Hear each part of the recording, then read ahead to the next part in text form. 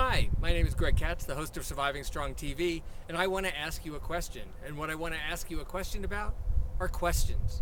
So I've had 2 or 3 occasions in the last week where the same issue has sort of presented itself. So that's one of the things about consciousness, is when something shows up over and over, it means you should really pay attention to it.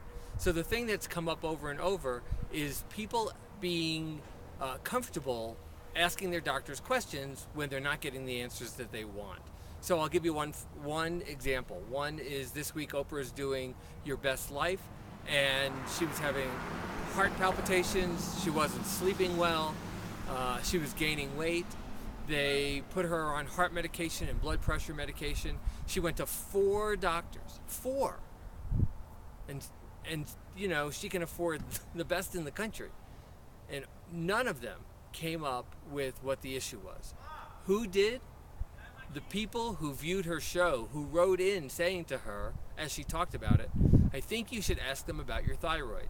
So finally, at the 4th doctor, she said to him, do you think it could be my thyroid? And he said, well, it's something we would have checked. And she says, well, when would you have checked it? Well, they went back, and out of all 4 doctors, no one checked her thyroid, and that's what it was. Another example, this week I got an email from someone saying that their niece is having some real problems and has gone to the emergency room a couple of times, and that the doctors can't seem to figure out what it is. They took out her appendix. Maybe it's something still gastrointestinal. They're really not sure. And what I tried to explain to her is that most doctors, not all, but most doctors will make a diagnosis in the first 20 to 30 seconds that they're seeing you. And following that, the rest is about, well, how are they going to treat what they've already decided? So I encouraged her to ask the doctor 2 different questions. One is, what else could it be? The second question is, what other organs are in the area that could be impacting her health in the same way?